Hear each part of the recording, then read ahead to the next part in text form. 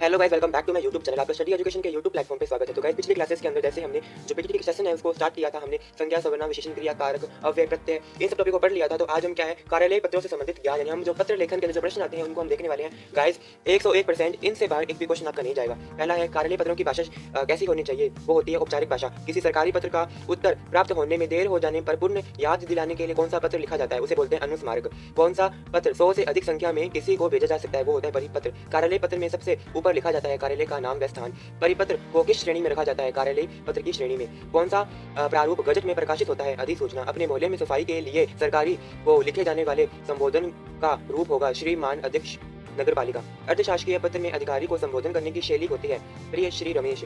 उत्तम पुरुष शैली में लिखे जाने वाले पत्र हैं अर्थशास्त्रीय पत्र। टिप्पणी लेखन में उच्च अधिकारी किस ओर हस्ताक्षर करता है? दाईं ओर। व्यावसायिक व प्रशासनिक क्षेत्र में पत्र लिखने का क्या कार्य करता है? स्थायी प्रलेख का। ज्ञापन। ज्ञापन के बारे में पढ़ना है। जैसे ज्ञापन में नए महोदय संबोधन होता है, नए अवधि है। ज्ञापन अन्य पुरुष शैली में लिखा जाता है। ज्ञापन एक ही मंत्रालय, विभाग अथवा शाखा में अनेक समकक्ष और अधीनस्थ अधिकारी अथवा कर्मचारी को दिया जाता है। पहले पत्र में मसौदा लिखते हुए सबसे पहले किसका उल्लेख किया जाता है? पत्र क्रमांक संख्या का। किसी पत्र पर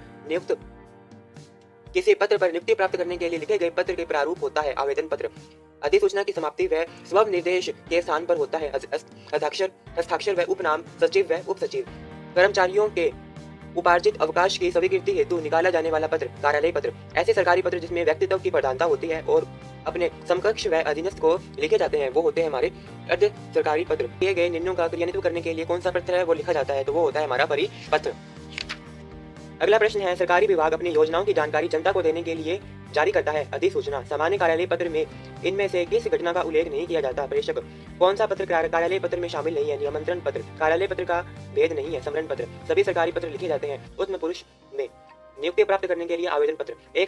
एक ही पत्र जब एक साथ कई प्रेषितों को भेजा जाता है तो उसे परिपत्र कहते हैं। अर्थशास्त्रीय पत्र में अधिकारी को संबोधित व्यक्तिगत शैली में, यानी प्रिय श्री रमेश। परिपत्र की श्रेणी यानी कार्यालय पत्र। कार्यालय पत्र में सबसे ऊपर लिखा जाता है कार्यालय का स्थान। कार्यालय पत्रों की भाषा औपचारिक भाषा। सामान्यतः सरकारी पत्रों का संबोधन महोदय। अधिसूचना का प्रकाशन राजपत्र या फिर गजट पत्र। जिस व्यक्ति को लिखा जाता है उसे कहते हैं प्रेषक। किसी घटना की रिपोर्ट को क्या कहते हैं? प्रतिवेदना। परिपत्र की शैली अन्य पुरुष शैली। अधिसूचना से कहते हैं नोटिफिकेशन। व्यक्तिगत पत्र की श्रेणी मित्र को पत्र भेजना। जैसे प्रतिवेदना यानी रिपोर्ट, प्रारूपण यानी ड्राफ्टिंग करना, यानी टिप्पण कार्य का अंतिम सोपान। प्रतिवेदना दो प्रकार की होती है, शिकायती व विवरणात्मक प्रतिवेदना। किसी पत्र का वह भाग जो उस पत्र का मेरुदंड कहलाता है वो होता है हमारा विषय वस्तु। जब अनुस्मारक पत्र का जवाब न आए तो हम अर्थशास्त्रीय पत्र है वो भेजते हैं। तो गाइस, यहाँ पर हमारा जो पत्र लेखन टॉपिक है वो कंप्लीट हो जाता है। अगर आपको वीडियो चली तो लाइक, सब्सक्राइब करना ना भूलिए। मिलते हैं अगले वीडियो में। धन्यवाद।